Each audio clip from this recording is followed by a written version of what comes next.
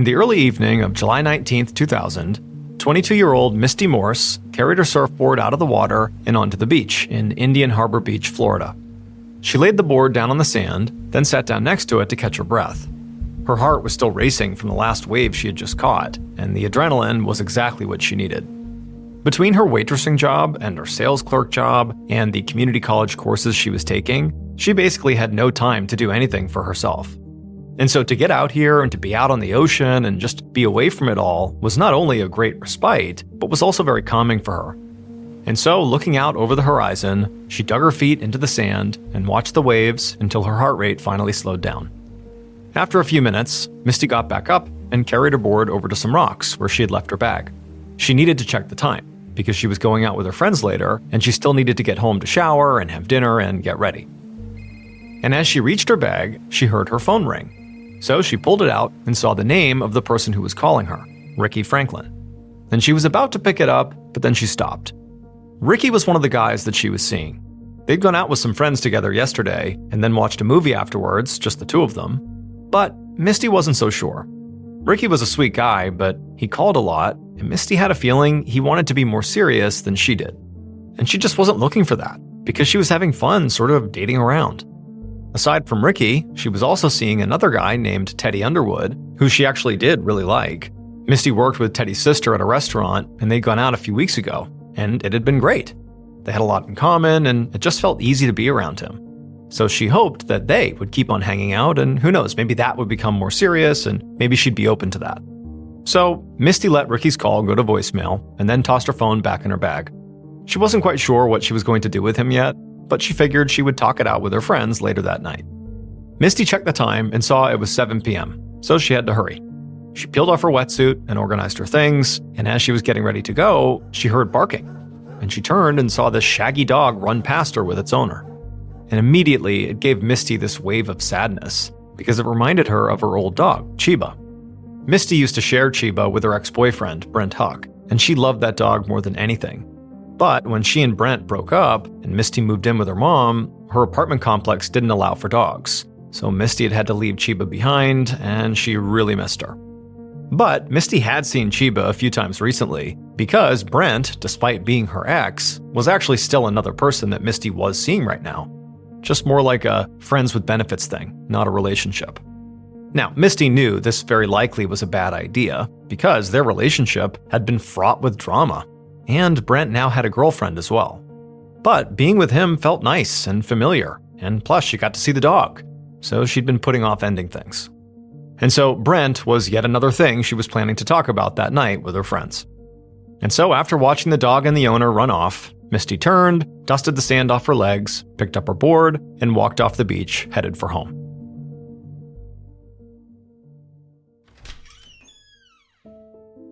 Less than 10 minutes later, Misty walked into the apartment she shared with her mom, Linda, and dropped her stuff next to the door. She made her way into the kitchen, where there was a big plate of lasagna her mother had left for her, along with a note that read, "Sleeping, eat up." This was pretty typical. Misty's mom, Linda, was a bookkeeper, and so she always had to get up really early in the morning to get to work, and so she was usually in bed by the time Misty got home at night. And so Misty happily grabbed a fork and sat down at the table to dig in. And as soon as she did, her phone rang. And when she checked it, she sighed, because it was Ricky again. This time, though, she decided to answer it and see what he wanted. And he told her he was just calling to touch base, and also wanted to make sure they were still on for Friday. Misty felt sort of annoyed by this, but she did tell him they were good for Friday, and then they talked for maybe a minute or so before she told him that she had to go. After dinner, she spent the next few hours watching TV and texting her friends about their plans for the night. They were all going to drive to the Holiday Inn Beachside Hotel Bar, which was just a short drive south. A little after midnight, Misty took a shower and did her hair. Then she tiptoed to her mother's room and pushed open the door. She could see her mom sleeping in the darkness and felt bad waking her up. However, Misty did want to check in before she went out. So she walked over and gently shook her mother awake. And when Linda opened her eyes, Misty did a spin and asked how she looked. And even though she was very groggy, Linda smiled and said, "You look great." Misty gave her a kiss and said she was heading out in the next hour or so, but she'd be home tomorrow. And also, could she borrow her mother's car to see a movie? Linda mumbled yes and closed her eyes again. Then Misty slipped back out of the bedroom. And about an hour and a half later, Linda woke up again. And when she did, she heard the sound of Misty's cell phone ringing just outside of her room.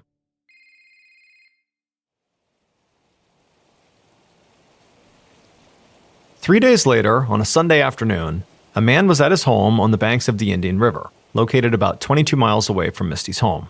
He'd gone outside to enjoy the last few moments of his weekend, and he was just taking in his beautiful view of the water. However, when he walked down to the edge of the river, he noticed something floating in the current towards him. It was large, gray, and slick, and even from several feet away, he could tell it was a dead manatee, which actually was not unusual for the area. The Indian River was a mix of salt and fresh water, and it was connected to the ocean, so it was a big feeding ground for manatees. But when this manatee floated past him, the man's stomach twisted, because now that he was getting an actual close-up view, he realized it was not a manatee at all. The man stumbled backwards, then turned around and ran to his house to call 911. Within the hour, Agent Gary Harrell, who was an investigator with the Brevard County Sheriff's Department, stood on a dock downriver from a private home on the Indian River in Florida, and he was staring at the water, where the body of a dead woman with reddish-brown hair floated face down near the dock, caught between some trees and some rocks. All around Harrell, the area was swarming with investigators, taking photos and looking for evidence. A dive team was also nearby, preparing to wade into the river with a body bag to get the floating woman onto dry land so Harrell could examine her. Harrell didn't want to rush them, but at the same time, he did need them to hurry. Because the longer the body was in the water, the more physical evidence the current would wash away. And it wasn't just the loss of tissues or fibers that Harrell was worried about. It was also the condition of any wounds on her body that might tell him how she died. Both moving water and marine life could damage a body, which could obscure the cause of death. The only information Harrell had at this moment was that this woman had been spotted floating down the river by a man who ended up calling 911. And Harrell didn't know who she was, how she got in the water, whether this was accidental or intentional, and now it seemed like the water was washing away any clues that might help him figure all that out. So Harrell watched anxiously as the dive team wrapped the woman in the bag and then pulled her onto shore. Once she was on dry land, Harrell hurried over to take a look. And as soon as he laid eyes on the body, he knew he had enough evidence to make at least one determination. This was no accident. This woman had been murdered. She was naked, and there was white duct tape across her eyes, and some loose tape that was around her neck, which Harrell assumed had at one point been in her mouth, but then slid down. Her hands and feet were also bound, except by rope, and Harrell could see that the rope she was tied up with was sort of unusual. It was a red and white diamond pattern with a big knot in it.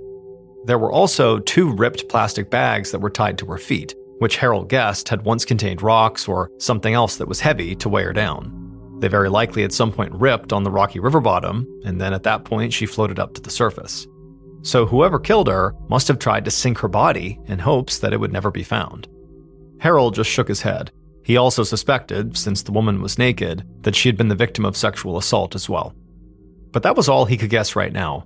The woman was so bloated and already so decomposed, he couldn't even tell how old she was. He assumed she'd been in the water for at least a few days, which meant it was unlikely they'd be able to recover any DNA or forensic evidence from her body. But Harrell did have a few things to work with. The rope could be analyzed. It had that distinctive pattern, so it might be traceable. Harrell also made a mental note to show it to the Coast Guard too, in case there was a boating or marine connection. And he was excited about the duct tape. Tape is an adhesive and can collect and hold on to things like hair or skin or other materials, even in a harsh underwater environment. So Harrell asked a nearby crime tech to photograph and bag all the items and then get her body ready to transport to the coroner's office. Harrell hoped the medical examiner would be able to find some more clues during the autopsy, like how his victim died, when she died, and most importantly, her name.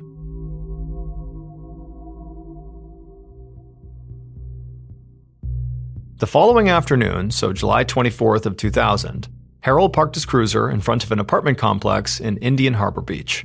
He'd just come from the autopsy, and he had been right about the condition of the woman's body.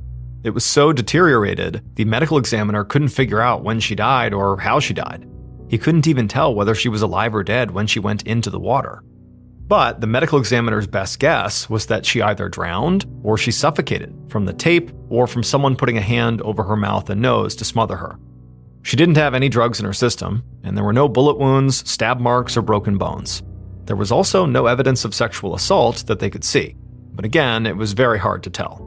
And even though there were a lot of unknowns here, this examination had told Harold a few key things. The first was that his victim was not thrown into the river from a bridge or cliff because she didn't have that kind of trauma or physical injury to her body. Whoever had killed her had most likely dropped her sort of gently into the water, likely from a boat. And the woman did not have any defensive wounds, which could mean a lot of things. Like, for example, maybe her killer had a weapon, and they used that to scare her into compliance without any sort of physical fight. But Harold thought it was more likely that she didn't physically fight back because she knew and trusted her killer. For one thing, women are more likely to be killed by an intimate partner. And also, there was no evidence of sexual assault, and that made a stranger attack a lot less likely, since she was not targeted for the purpose of assaulting her. She was targeted for potentially something very personal. Plus, there was the tape over her eyes. Harold didn't think that was about the killer protecting their identity. There was no chance of a dead victim identifying you. Harold thought it was the kind of thing you do if you know your victim personally, and you can't stand your victim staring at you while you kill them. But the biggest lead Harold had gotten from this autopsy was her identity. They had taken the woman's fingerprints and found a match. She was 22-year-old Misty Morse. So now Harold was in front of Misty's apartment, where he'd learned she lived with her mom, Linda Morse. And as the detective sat in his car, he took a deep breath, because no matter how many times he had done this, notifying loved ones about a death was always awful. As he made his way to the door and knocked, he felt this pit in his stomach. Moments later, a woman opened the door. Harold figured this had to be Linda, and as soon as he introduced himself, he saw her facial expression change. She gasped, and her eyes filled with tears as she asked, "It was her, wasn't it?" Harold was sort of caught off guard before he realized that news outlets had already been reporting that a body had been found in the river. Now, they had not released Misty's name yet, but he guessed that Linda must have seen the news and had been filled with dread ever since that was her daughter. So he just replied that yes, it was her, and her death looked like a homicide. And when he said that, Linda just broke down and began to sob.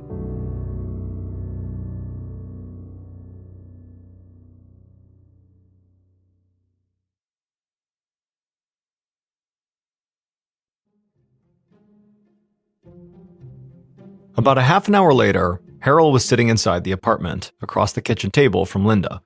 She had calmed down enough to give a statement, but she was still having trouble speaking.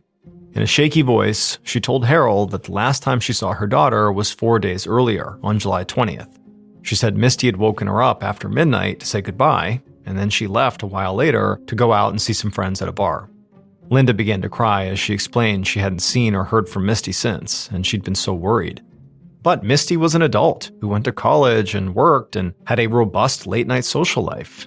And so despite her worry, she told herself it was okay. Also, they had opposite schedules most of the time, so it was sort of normal to go a few days without seeing each other. Linda had not even tried calling her daughter until Friday, which was over 24 hours since the last time she saw her, and Misty didn't pick up. Then, Linda said on Sunday she had heard that a body had been found.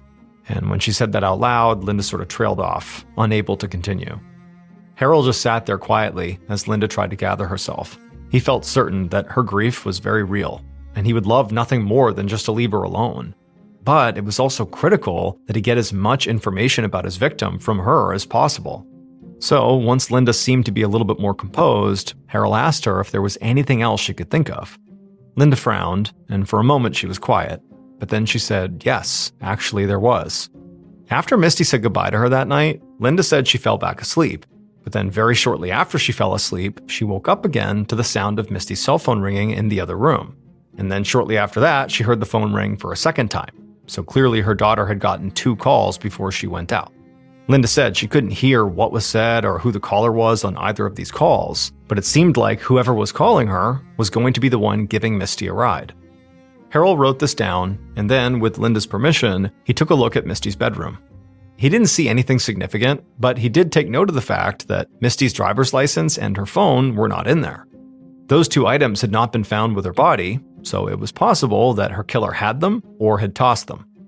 Before he left, Harold got the name of the bar that Misty said she had been going to that night, as well as the name of some of her friends who were going to be there.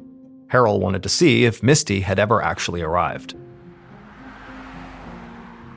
Later that night, Harold headed back into his office and sat down at his desk. The whole day had been nonstop, and he was exhausted. Harold and his team had spent hours locating and interviewing Misty's friends, and they all said that Misty never showed up to meet them at the bar, and that no one had talked to her since. This meant that whoever called Misty before she left home, in particular the second phone call, where apparently Linda thought she overheard that person signaling they were coming to pick Misty up, well, that possibly was the last person Misty spoke to. And if Misty's mom was right that that person had come to pick Misty up, well, they might very well be the killer. So Harold had pulled Misty's phone records, and they did indeed show that Misty had received 2 phone calls roughly around the time that Linda believed she heard the sound of 2 phone calls. However, in the year 2000, when this took place, phone records did not include the name or number of the caller. So the only thing Harold could see was what time the calls were made and how long they lasted, not who made them. He could see that Misty got one call at 1:58 a.m. that was very quick, and then she got another quick call at 2:23 a.m. And then after that, her phone was not used again. Even without a name or number of the caller or callers, this record was huge. And so even though Harold didn't know for sure if these 2 calls were made by the same person, given the fact that Linda said she overheard her daughter clearly making some sort of plan about getting picked up when she took these phone calls, it seemed likely that both of these calls were made by the same person who was coming to pick Misty up. And if that's true, well, we know Misty didn't arrive at the bar, and so very likely this caller was her ride, and her ride was her killer. None of Misty's family or friends said they were the ones who called Misty or picked her up that night. However, Harold was told that Misty was dating at least 2 different guys, and maybe one of them had given her a ride. Harold had these guys' names, and some officers were already doing some background checks on them. Just then, Harold's phone rang, and when he picked it up, he was very excited to hear it was the Coast Guard. And they had gotten a chance to look at that red and white rope that was used to tie Misty's hands, and they told Harold it looked like the kind that was used on sailboats. And they said the knot that was tied in it was very distinct. It was called a cowhitch knot, and it was taught in the Navy. Harold leaned back and smiled, because he could now add another detail to the profile he was building. He was looking for a suspect that had access to a boat and connections to the Navy or military. So Harold quickly thanked the Coast Guard and hung up, and then went to go update his officers on the call. And when he did this, one of them said something that sent Harold's heart racing. The backgrounds on the guys Misty was dating had come back, and one of them, Teddy Underwood, was a convicted felon with a history of sexual battery. And before Harold could even respond, the officer added that they had already picked Teddy up, and right now he was waiting for Harold in a nearby interrogation room. A few minutes later, Harold walked into that interrogation room and sat down across a table from Teddy. Now, based on Teddy's criminal history, Harold expected him to be hostile or maybe defensive, which would have prevented Harold from getting good information from him. So Harold had planned to start with very friendly, non-aggressive questions and just hoped that Teddy got relaxed enough to maybe let something slip. But Teddy was not what Harold expected at all. He was polite, cooperative, and seemed genuinely stunned to hear that Misty was dead. And when Harold asked about a Navy connection and a boat, Teddy said no to both. He also had an alibi. He said he was with some friends early in the morning of the 20th, and then he gave Harold their information to confirm it. Then Teddy leaned forward and told Harold he knew that he very likely looked guilty here because of his criminal history. But he said he did not kill Misty, and he would do whatever Harold needed to help solve this thing, including giving police a DNA sample. Harold was sort of shocked, because he just hadn't expected this level of cooperation. But Harold said yes immediately to Teddy's offer. Now, the crime scene techs had not found any forensics on Misty's body, and the rope and the tape were still being examined, but Harold still had hope, and he wasn't going to miss a chance to get a swab from one of his best suspects. Plus, Harold knew it was possible that Teddy was pretending to be cooperative as a manipulation tactic. In the year 2000, DNA testing technology was not nearly as advanced or as fast as it is today, and so Teddy could be banking on the water having washed away any testable evidence. But regardless, Harold jumped up and said that a detective and a forensics tech would be in shortly, and then Harold headed back to his desk. And when he got there, he called the phone numbers of the people that Teddy had given him to confirm his alibi, and when he called them, each one confirmed the alibi, which meant Teddy could be accounted for during the time Misty was likely killed. However, an alibi and a DNA sample were still actually not enough to completely eliminate Teddy, especially since Misty's time of death was just a theory. But Harold knew for now he would need to move on to other suspects. Just then, a uniformed police officer appeared at Harold's desk with a message from the medical examiner's office. They had found a few short hairs on the white duct tape from Misty's body. And this really intrigued Harold because Misty had long hair. And hair on a body that did not belong to the victim usually belonged to the killer. But the Brevard County Sheriff's Department did not have the capacity to do that level of advanced DNA analysis, which meant that the last phone call Harold made for the evening was to the FBI labs in Quantico, Virginia. This was where most local police sent DNA for testing. Unfortunately, though, those kinds of tests took a long time. So as Harold arranged with the FBI to send the hairs from the duct tape along with Teddy's DNA down to Quantico, he knew he would not get any answers for at least a few months.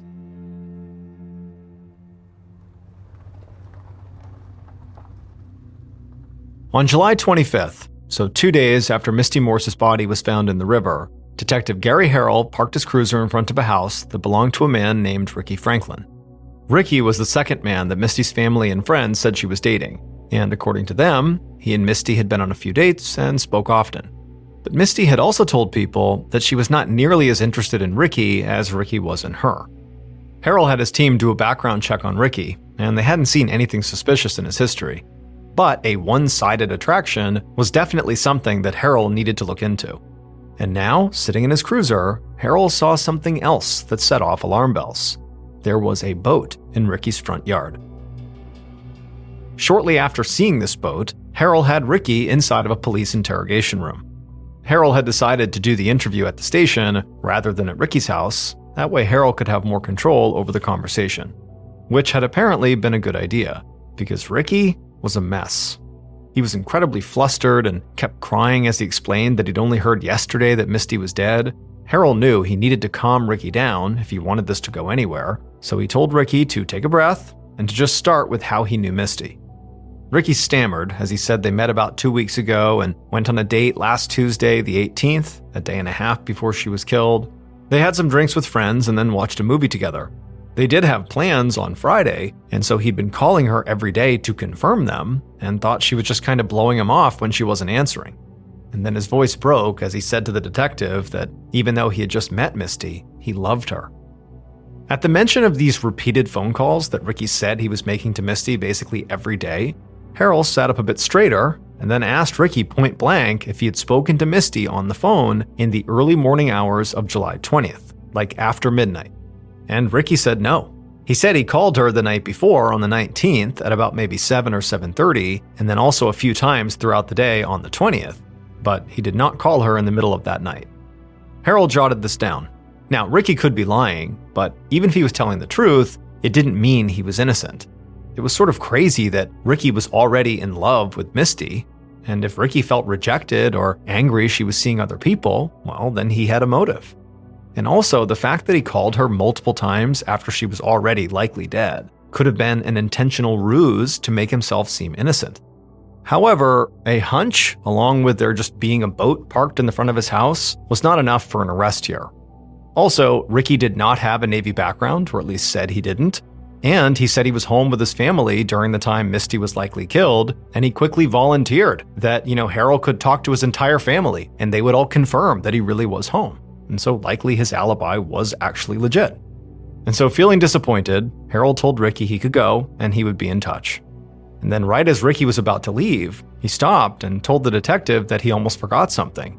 He said he had something of Misty's that the police likely wanted. And then Ricky pulled out his wallet. From it, he pulled out Misty's driver's license and gave it to Harold. Harold just stared at the license in shock. This license, along with Misty's phone, had not been found on her body, and they were missing from Misty's room, and so Harold had assumed her killer must have them. And now here was Ricky offering up a murder victim's property like it was nothing. Ricky must have sensed the new tension in the room, because he quickly explained that when they went on a date last Tuesday, 2 days before her murder, Misty didn't have any pockets and didn't want to carry her license around. And so she'd asked Ricky to hold on to it, and he just forgot to give it back. Harold nodded, but now his mind was racing.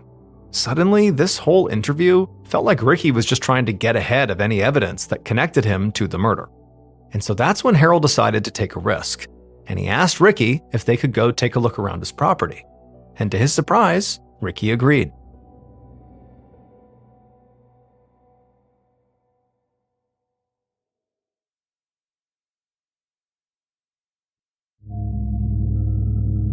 The next day, 3 days after Misty was found in the river, Harold walked up yet another walkway to knock on yet another door. They had searched Ricky's house and boat and had not found any of what they were looking for. No red and white rope or white duct tape or really anything that could be connected to the crime. And also, Ricky's father had confirmed that Ricky really was home during the time Misty was likely picked up and killed. However, during this property search, Ricky had actually offered up another suspect, Misty's ex-boyfriend, Brent. According to Ricky, Brent had been abusive while he was dating Misty. Now, at first, Harold thought Ricky was just trying to point the finger at somebody else, so he had followed up with Misty's mom, Linda. But Linda had confirmed it. Misty's ex, Brent Huck, had been very possessive, and their relationship had been really rough, and it ended about a year ago. Following his discussion with Linda, Harold had some of his officers do a background check on Brent, and he was stunned at what came up.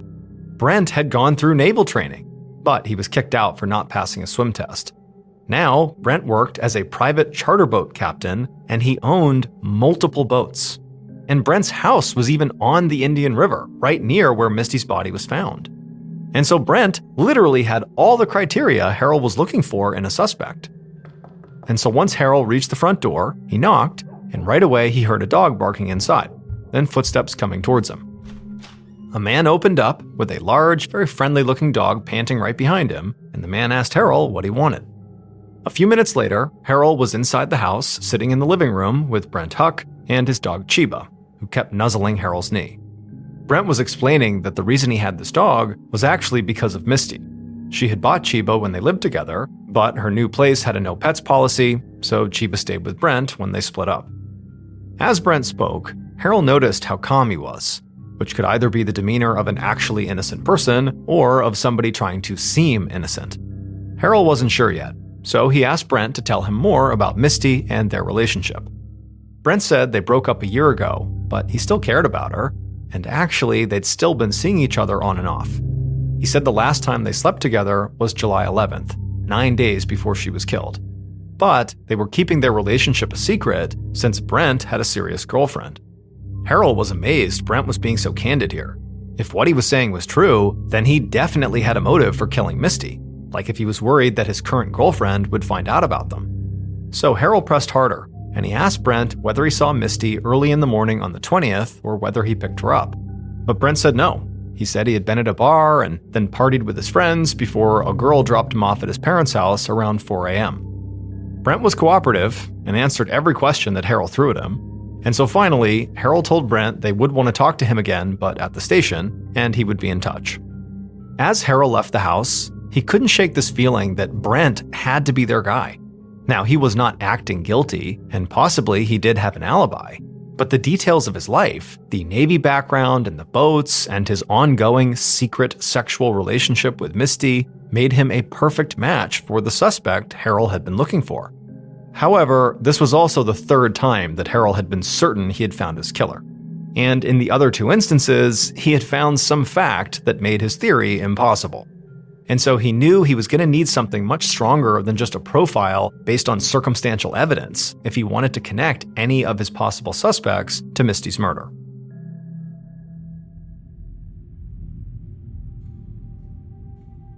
For the next 2 months, Harold obsessed over this case. He thought about it at work. He thought about it at home. He thought about it when he laid in bed at night. He just went over and over the details again and again, including his suspects. Harold had confirmed Brent's alibi with the girl who had given him a ride, which meant that at the time Misty was receiving phone calls from her killer very likely and then also being murdered, Brent was out with friends. But he did have a few boats and a Navy connection, and he was also involved in a love triangle with Misty, which gave him a motive. Teddy Underwood, who had been seeing Misty casually, was a felon with a history of violence, but he willingly gave up his DNA, which could mean he had nothing to hide, or it could mean he was confident that the river would have washed away any evidence. And it might have, since Harold still had not received those DNA results back yet. Then there was Ricky Franklin, who was falling in love with Misty even though she didn't really care about him, which he seemed to know, which might have given him a motive. He also had a boat, and he had her license in his possession. But they also had not found anything incriminating when they searched his property. And so all of these men knew Misty well and were romantically involved with her. She certainly would have trusted each of them enough to let them pick her up, but they all had alibis. However, the time frame Misty died in was just an estimate, so Harold could not fully eliminate anyone just because of that. So Harold agonized over his list until September when his phone rang. When he picked up, a lab tech from the FBI was on the other end. They said they had finished looking over the hair samples Harold had sent over, as well as the swab from Teddy Underwood. And what they discovered was Teddy was not a match for this hair. But when Harold heard what the tech said next, he felt almost dizzy. Because the tech was absolutely certain, even without conducting additional DNA testing on Ricky or Brent, that the hair found on that duct tape on Misty's body was not going to match any of Harold's suspects. However, this actually was a good thing, because it told Harold everything he needed to know. Based on the police investigation and forensic evidence, the following is a reconstruction of what investigators believe happened to Misty Morse in the early morning hours of July 20th, 2000.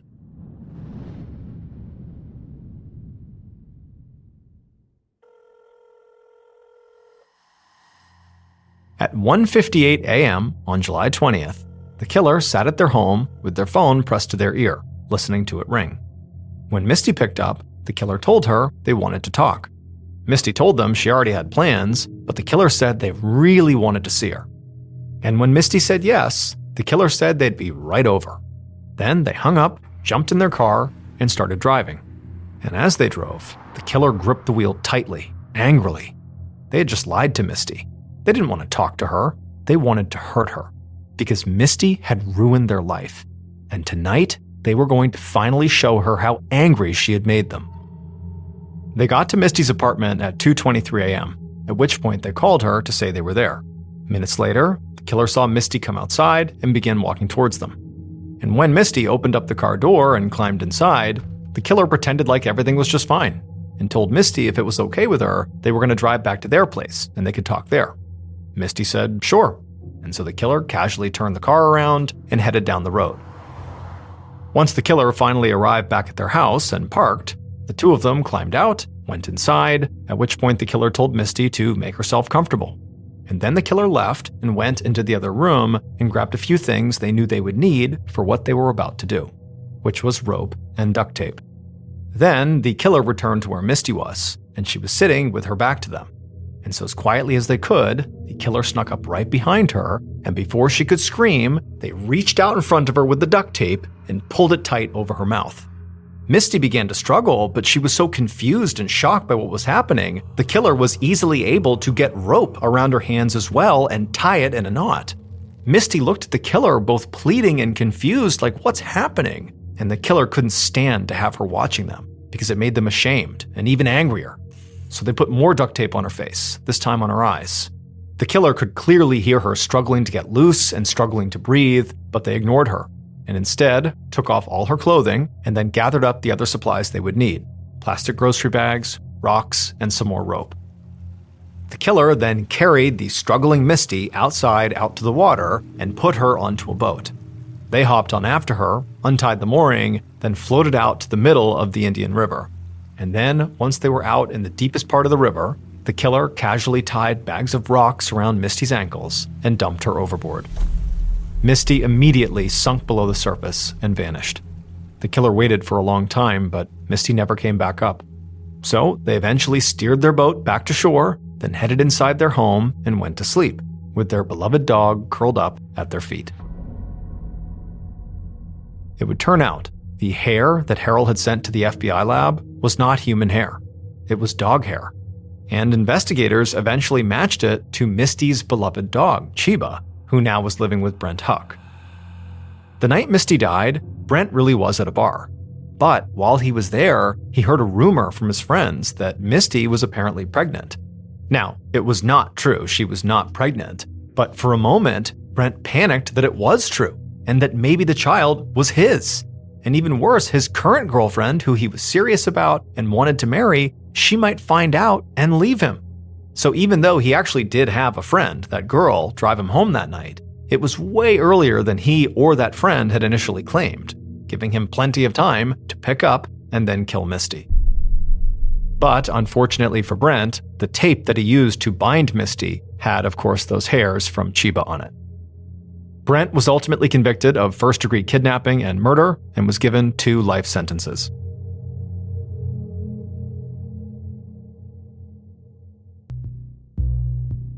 In 2007, Barbara Bullock was a 55-year-old, fit, happy, healthy woman living in Montana with her husband of 14 years. In July of that year, her husband's cousin, named Donna, and Donna's boyfriend, named Jim Rawmaker, came to stay with them for a couple of days. On the evening of the 17th, Barbara offered to take the couple hiking with her the following morning at her favorite hiking spot, which was this totally unspoiled wilderness area on the border of Idaho. Barbara liked to hike a particular trail that brought her up to the Bear Creek overlook that had this incredible view down to the valley below. The couple happily agreed, but the following morning, Donna was not feeling so good, so she couldn't go on the hike. But her boyfriend, Jim, was still feeling up for it and said, "I'd still like to go." And so he and Barbara wound up doing the hike on their own. At 1:30 that afternoon, Barbara's husband got a phone call from a police officer saying his wife was missing. And her husband just couldn't understand that. Barbara hiked in that area all the time, and she had been with Jim, so where could she have gone? But the police officer didn't have a great answer, and he just told him, "You should come down here and hear Jim's explanation about what happened." When Barbara's husband arrived at the park, he rolled right up next to the officer and Jim. He got out, and Jim, who was in total shock, began to explain what happened. He and Barbara had made it up the trail successfully to the Bear Creek overlook. They'd stayed up there for about 30 minutes, they had a picnic, and they were enjoying the scenery. And then at the end of it, they packed up, and Barbara began walking down the very well-marked trail, and she was about 20 feet ahead of him when he decided to turn around and take one more look at the beautiful view. And he said he was looking at the view for about 40 seconds before he turned back around, and Barbara was gone. And he hadn't heard her call out for help. He hadn't heard her fall. There was no sound of other people. There was no sound of other animals. There was no sound of any struggle whatsoever. It was just complete eerie silence. And as he took a few steps down the trail, he said he started looking around, expecting to just see her behind a tree or something, but she was nowhere. And as he walked, he noticed that the ground underneath every step made a lot of noise because there was lots of loose rocks and shale all over the ground. And so he stopped and he's listening really intently to see if he can hear where Barbara's gone, but he doesn't hear anything. And he's thinking, how could she have gotten away from me without me hearing the sound of her footsteps? And then he also began looking around and realized the area they were in, this trail, it was well trafficked. And so it was not very densely forested. You could actually see a pretty good distance in all directions because there was enough space between the trees. And so he's looking around thinking there's almost nowhere to hide. And so Jim started to feel scared and just began walking down the trail, expecting to run into her at any moment, but he didn't. And he kept turning around and looking behind trees and rocks. And he's thinking, this is impossible. I should have seen her. I should see her now. Where could she have possibly gone? And so he made his way all the way down the trail, the whole time turning around and looking for her and yelling for her, but never getting any feedback from her. And he got all the way to the parking lot and he saw her car was still parked in the parking lot. And he's looking around the parking lot, she's not out there. And he noticed a crew was working in the road. And he went up to them and he asked if they had seen her or anybody come out of that trail. And they said no. And so Jim's starting to panic. He ran right back up the trail, all the way back up to the Bear Creek overlook, hoping that along the way he would see some indication of where she went. But again, there was nothing on the trail. He gets up to the overlook, he's looking around, he's yelling for her, nothing. And so he ran right back down again and he contacted authorities.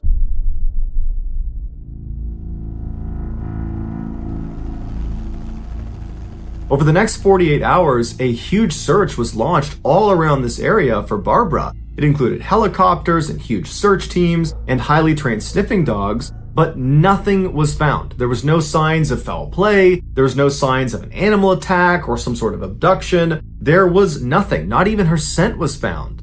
despite the fact that the dog's handlers knew exactly where her last position was, but none of the dogs picked it up, which is highly unusual. It really was like she had vanished into thin air. At first, Jim was obviously a suspect because he was the last person to see Barbara alive, but he never changed his story despite how far-fetched it seemed, and he was very cooperative and was very quick to offer to take a polygraph test, and so the police ruled him out as a suspect. And shortly after the search started, they shut it down because there was no sign of this woman anywhere. And so unfortunately, her family had to face the awful reality of getting zero closure. She was just gone and nobody knew what happened. And unfortunately, to this day, we still don't know what happened because no trace of Barbara has ever been found.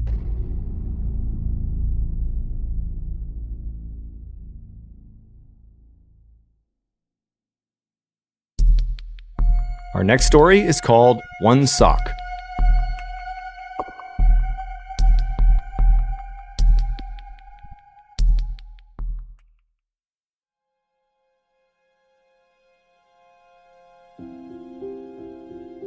In late August of 2004, Kevin Bardsley and his 12-year-old son Garrett went on a father-son Boy Scout camping trip in the Uinta Mountains in northern Utah.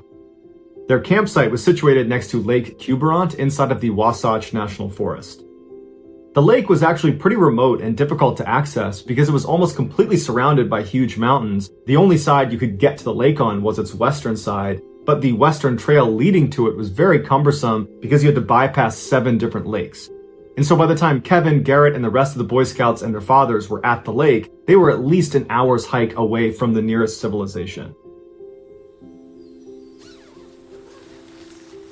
Early in the morning on August 20th, Kevin and Garrett woke up, they hopped out of their tents. None of the other campers had woken up yet, and so they decided they would head down to the lake to get some early fishing in.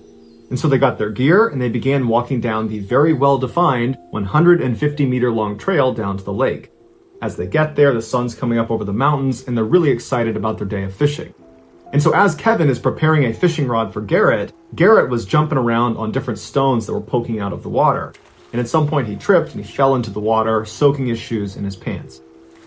And so he hopped out of the water and he's kind of laughing at himself, and he told his dad that he didn't care, he'd fish with wet feet and wet pants and he would change them later. And so Kevin laughed and handed his son his fishing rod, and then the two of them began to fish. After a while, when they hadn't caught anything, Garrett said to his dad that, "You know what, Dad, this is actually pretty uncomfortable. I'm gonna go change my pants and my socks." And so Kevin said, "No problem, I'll be here with our gear, I'll see you when you get back." And so Garrett stands up and he starts walking back up the well-defined 150-meter trail back up towards the campsite. And Kevin actually turned around and watched his son disappear into the trees, but he heard the sound of other campers at the campsite and so knew his son wouldn't be alone. For the next couple of minutes, Kevin kept fishing, but periodically would look over his shoulder, expecting to see Garrett come out of the woods again, but he didn't. And after about 20 minutes, Kevin was a little bit concerned, so he picked up his fishing gear and began walking back up the trail towards the camp. When he got there, he saw other Boy Scouts and their fathers just getting up and having a bite to eat, and he's scanning around the campsite and he doesn't see Garrett, and so he goes over to Garrett's tent and he opens it up and Garrett's not in there, and there's no sign that he's removed any of his wet clothing in there. And so Kevin turns around and he asks one of the fathers, "Hey, have you seen Garrett? He was supposed to be up here a minute ago." And the father said, "No, I haven't seen him." And so Kevin's starting to panic and he yells out to the group, "Hey, has anyone seen my son? Do you guys know where Garrett went? He was supposed to be up here."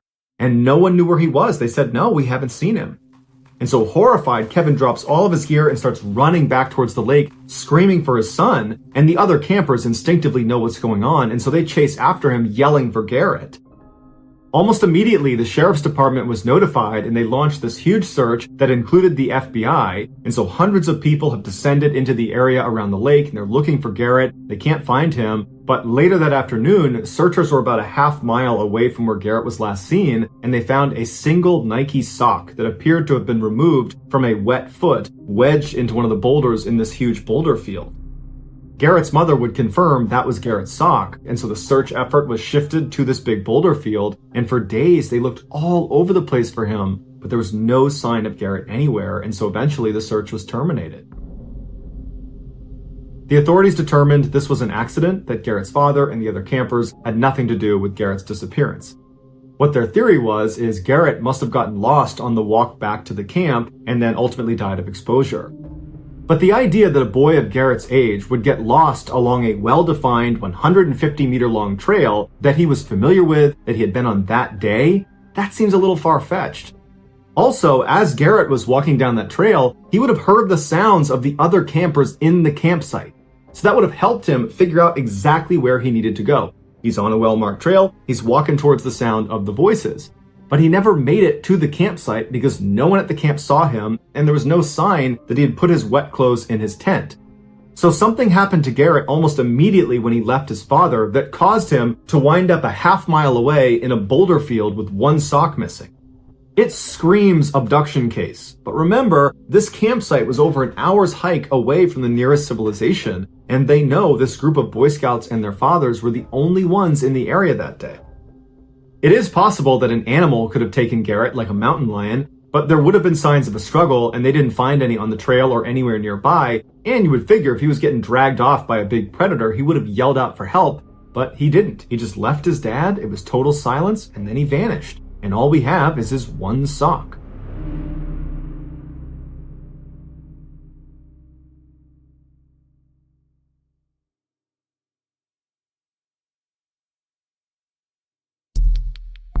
The next and final story of today's episode is called I'm Looking for You.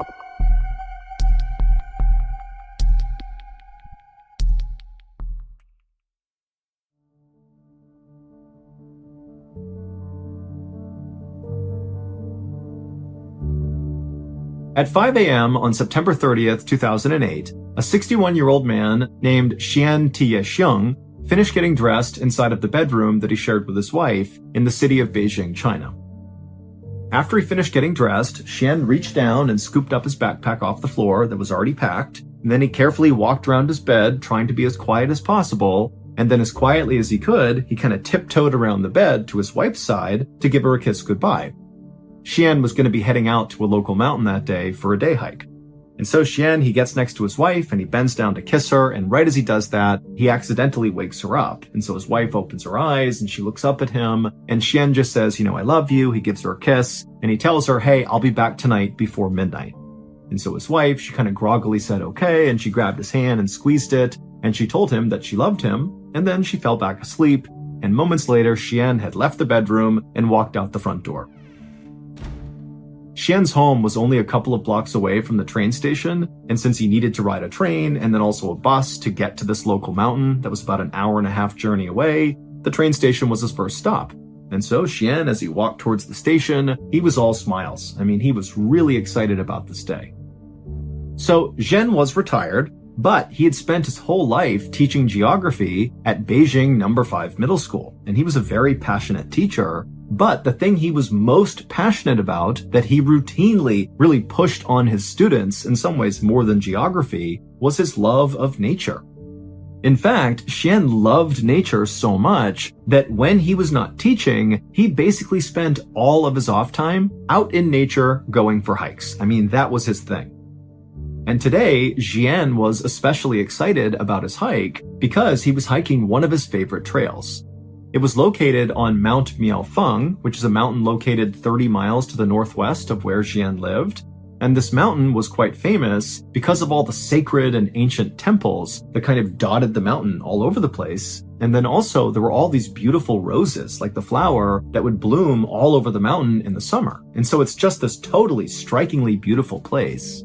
And normally, Xian would actually hike up this trail and then actually camp out on Mount Miaofeng, mostly because on the summit, there was this incredible view of downtown Beijing. And at night, the view is like spectacular with the city all lit up.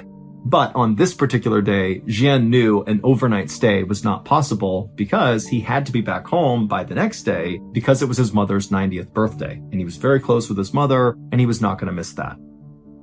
And so Zhen eventually made it to the train station, he bought his ticket, he boarded his train, and then he sat down in a seat, and as soon as he did, he opened up his bag and pulled out a stack of papers. For this hike, Zhen had packed himself some food and water inside of his backpack. He also packed a newspaper called the Beijing Youth Daily, and he brought along his diary. But his diary was a little bit unique. Zhen, because he loved nature so much and didn't like the idea of wasting anything, What he would do when he was a teacher at Beijing No. 5 Middle School, he would just take scrap paper and start writing on that. And he would compile all his scrap paper into these sort of diaries that he would keep. And so Jian passed the time on the train by writing in his diary, aka his stack of scrap paper, and also reading this newspaper. And Jian knew he really needed to read the entire newspaper pretty quickly, because by the time he got to the mountain, he was going to do what he always did, which is he would bring a newspaper with him on a hike, and as he walked, he would take out a page periodically and tie it to a tree, kind of marking his way. That way, when he turned around and came back down, he would have his path marked, because Jian did not always walk on a clearly marked trail, and so this was his way of not getting lost. And so Jian would ride the train car, and then he would get off and he would board a bus, and then finally, right around 7 a.m., that bus would come to a stop in the tiny village of Chanfang, which is located right at the base of Mount Miaofeng. And so Jian grabbed his backpack, he hopped off the bus, and then began walking through the village towards the mountain. And then by about 7:20 a.m., so not long after Jian had left the bus, he was almost up to Mount Miaofeng when he pulled out his cell phone and he called his cousin. It was a brief conversation, and all Jian really wanted to do was just to make sure his cousin was going to be around the next day for Jian's mother's birthday. And the cousin said he would, and so Jian told him, okay, I'm going hiking today, and I will see you tomorrow. And then he hung up. And then, only a couple minutes later, Jian disappeared into the beautiful forests of Mount Miaofeng. So Jian's wife did not expect to hear from Jian at any point that day, because she knew he would have terrible cell phone service up on the mountain. But she did expect her husband to be home on time. He had told her that morning before he left that he would be home that night before midnight. And if you knew Jian, you knew this guy was never late. He said, I'm going to be someplace at a certain time, he would be there. So when 10 p.m. rolled around that night, and still Jian was not back yet and he had not called, Jian's wife was actually not worried, because she was thinking, okay, well, it's 10, he'll be home in the next couple of hours, because he said he'd be here by midnight tonight, and he will be here tonight. And so she went to bed expecting to wake up and see Jian in bed with her in the morning. But the next morning when she woke up, Jian was not in bed, so he did not come home, and so his wife immediately was very concerned and began calling Jian's family, and nobody knew where he was. And so that day, the family went to the police and they reported Jian missing.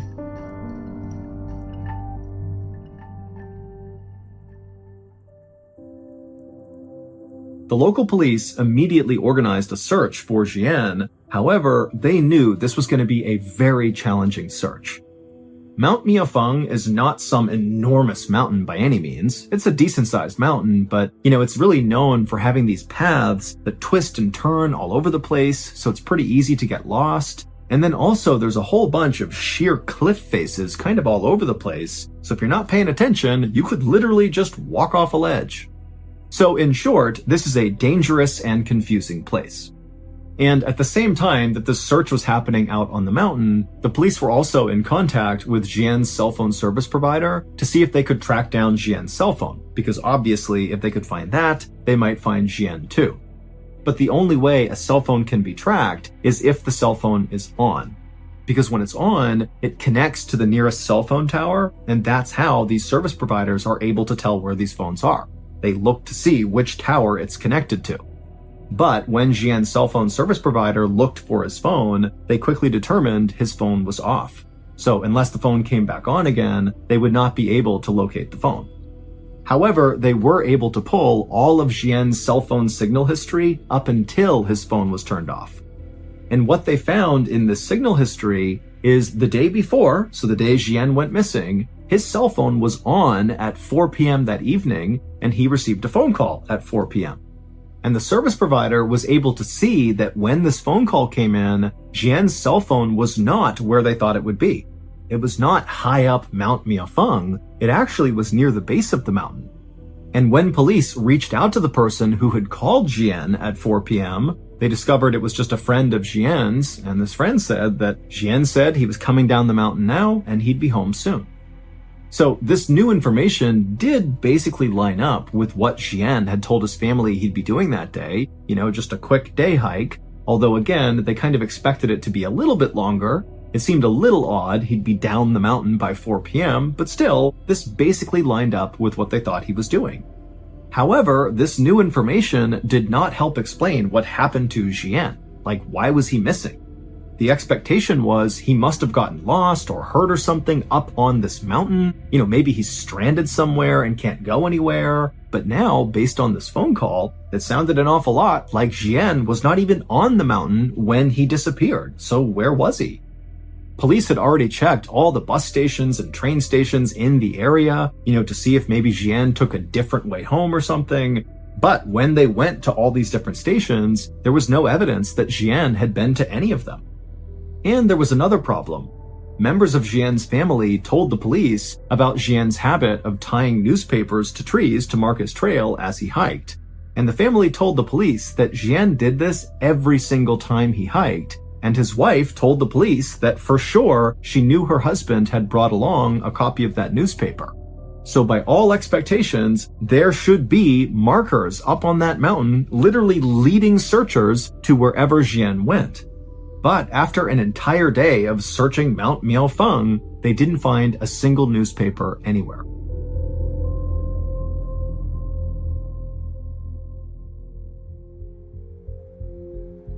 For the next several days, this big search for Jian continued, but nothing was found. That is, until October 7th, so 1 week after Jian had vanished. On that day, Jian's cell phone service provider noticed that Jian's cell phone had suddenly turned back on. And the phone was not on or near Mount Miaofeng. Instead, it was located 36 miles away from the mountain at a train station called Beijing West Railway Station. Now, the cell phone was only on for a couple of seconds, but it was on long enough for the provider to confirm that it really was in that location. And so the police immediately dispatched a team to go to Beijing West Railway Station and see if they could find Jian. But when they got there, Jian was not there, his phone was not there. They looked at all the security footage, there was no sign of Jian. They searched the surrounding areas, nothing. And on this day, at basically the same time that police are at this railway station trying to make sense of, what's going on with the cell phone, a villager from Chanfang village, which is that little village that sits at the base of Mount Miaofeng, came forward with a very strange story. He said on the day that Jian disappeared, this villager was at his little shop. He sold walnuts to hikers that were making their way towards Mount Miaofeng. It was basically like snacks for the hike. And he sees this guy walking up through the village towards the mountain, and he looked exactly like Jian, because now Jian's face was on the news and this villager had seen it, and so he felt like he had seen Jian. And so this villager said, this guy who looked exactly like Jian, he walked up and actually stopped at this villager's shop to buy some walnuts. And this villager and this man who looked like Jian, they just chatted for a few minutes, and at some point, this guy who looked like Jian, asked the villager, hey, these are great, but where else can I buy walnuts? I want to buy other types of walnuts and bring them back to my family. And so this villager was like, oh yeah, well, the best walnuts in all of Beijing are actually located about 30 miles away at the base of another mountain. It's called Tietua Mountain, and there are vendors over there who sell the best walnuts. So that's your answer right over there. And then after the villager said this guy who looked just like Jian, it's like everything changed for him. It's like his expression changed, his tone changed. It's like he's been given this information that's changed his life, about these walnuts. And he says to the villager, okay, I'm going to go there right now.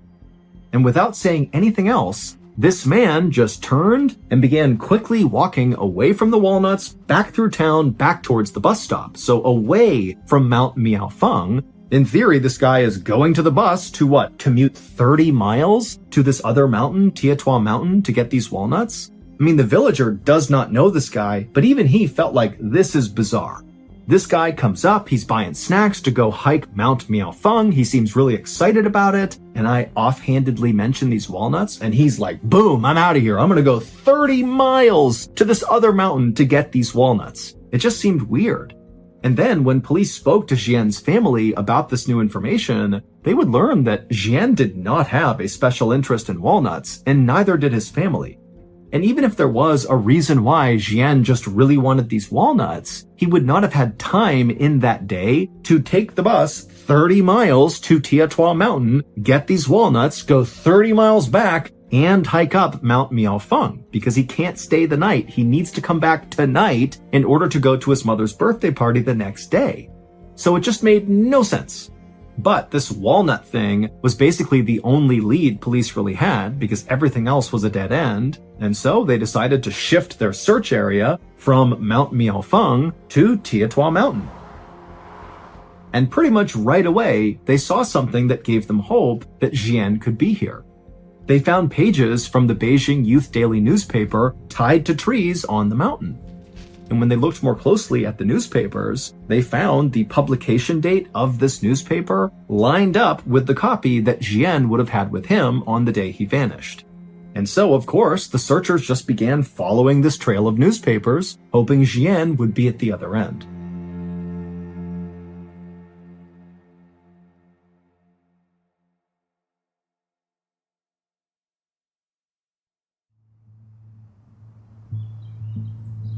For 2 days, searchers very diligently followed this trail up the mountain. It kind of wound around, and they went pretty slowly because as they're moving, they're constantly checking everything around. They don't want to miss any clues. But finally, after 2 days of following this trail, they eventually found something. The newspapers led them to a campsite.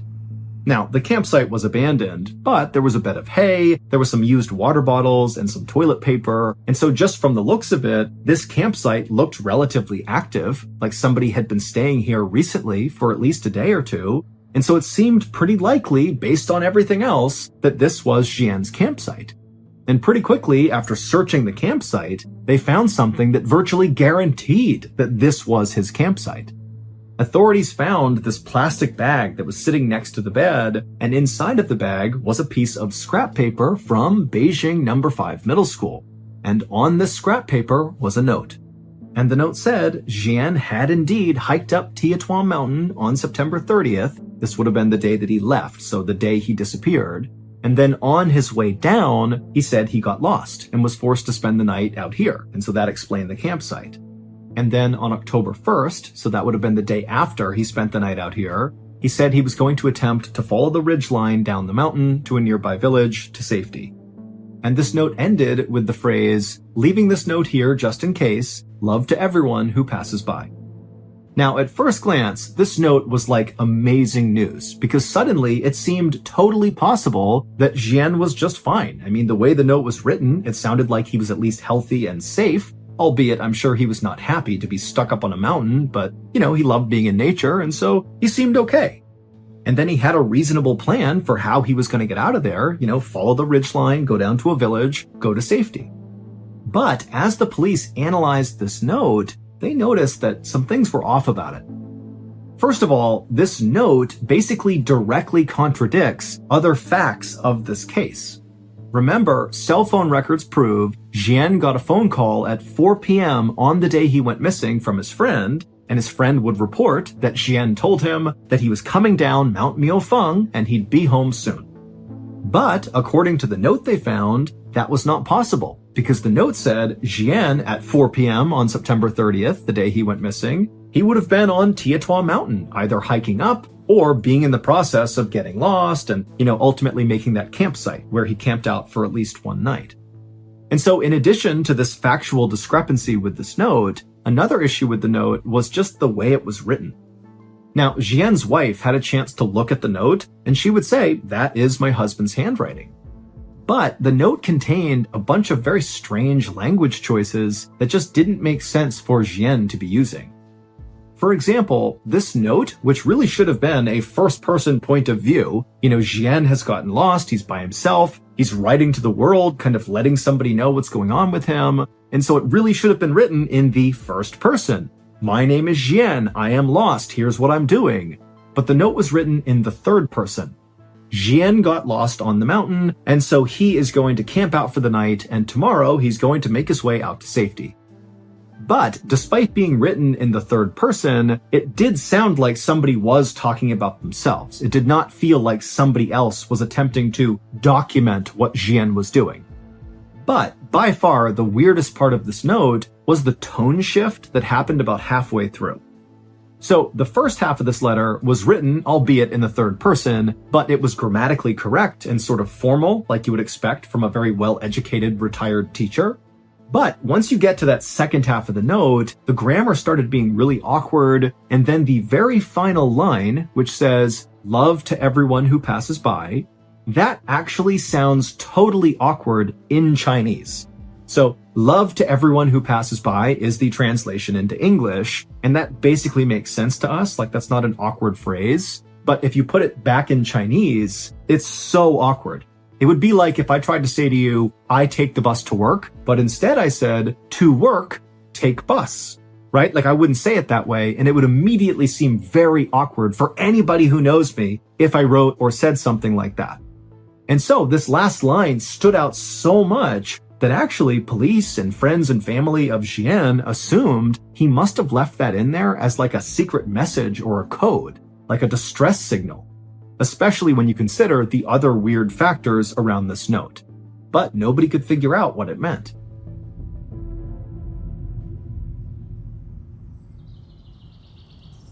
The day after this note was discovered, a searcher was up in the vicinity of Jian's campsite on Tietua Mountain, and they were walking around, kind of retracing their footsteps, looking for new places to search, when they turned a corner, and up ahead they noticed there was this tree kind of hanging out over this rocky cliff. And dangling from the tree was something gray that looked sort of out of place. And so the searcher, sensing this could be a clue of Jian's whereabouts, he yelled out for other searchers in the area that he had found something, and then he took off running towards this thing to see what it was. And when he got up to the tree, he looked up and he saw it was a pair of sweatpants that had clearly been intentionally tied to this branch in the tree. And so the searcher, he reached up and grabbed one of the pant legs and kind of tugged on it. And when he did, all these white things began falling out of the pants and landing on the ground. And when the searcher stopped and looked down to see what they were, he couldn't believe it. It was a whole pile of human bones. However, they were not Jian's. In fact, nobody ever figured out who these bones belonged to or why they were stuffed inside of pants and tied to a tree on this mountain. But the discovery of these bones would open up a whole new mystery because after these bones were found, all the searchers came over and basically just began combing the area near these bones, and the police began uncovering body after body after body. They found 2 more sets of human bones stuffed into pants and tied to trees, and they found the other bodies at the foot of a cliff and also inside of this well and inside of this cave. And so in total, authorities found 10 sets of human remains in the vicinity near Jian's campsite, but none of the human remains belonged to Jian. Officials were only able to identify a few of the bodies, and they were not able to figure out how they died or whether or not foul play was involved. But the discovery of those bodies did mean one thing for Jian's case. It meant, all these people had previously gone up Tietua Mountain before Jian went up and vanished, and when these other people went up the mountain, clearly something horrible happened to them, and we don't know what it is. Is there a killer on the loose? Is there some animal or creature out there that's taken people out? We don't know. But what started to happen since Jian went missing and his story was all over the news in China is that all these other hikers who've been on Tietua Mountain before have begun sharing their experiences when they hiked up Tietua Mountain, and some of their stories about what they've seen on that mountain are horrifying. One person said they were walking up the mountain, they had their partner with them who was a little bit farther back the trail, and so they're kind of walking up on their own, and the first person, as they're walking up the trail, suddenly sees this guy just kind of come out of nowhere wielding an axe, and he walks up to this person, and all he says is, "Are you alone?" And the hiker's like, "No, my partner's back there, they're coming up here, what's going on?" But the axe man, he basically acted like he didn't even hear their answer, and he just asked it again, "Are you alone?" And the hiker was like, "No, my partner's back there." And the Axeman again just said, "Are you alone? Are you alone? Are you alone?" And this axe person kept doing that until the hiker and their partner just turned and ran. And then another hiker shared a story about how they were walking up a trail on Tietua Mountain, and at some point they lifted their head up, and he saw a little ways up the trail, kind of off the trail, so in the tree line, were all these people, like this group of strangers, just standing there motionless, kind of half behind trees, like they were kind of trying to hide themselves, but also not. And they were just staring at this hiker, unmoving, not speaking, just staring. And so the hiker, they look up and they see this, and they were so unnerved so quickly that they just turned and left, and they have no idea who those people were. And so obviously we have no way of verifying these other hikers' stories about what they saw on Tietua Mountain. But when you combine their testimony with Jian's story, it really makes you wonder, what's going on up there? The official search for Jian was called off at the end of October, so roughly 1 month after he vanished. But unofficially, the search for Jian continues to this day. However, they still have not found his body, and basically no real progress has been made.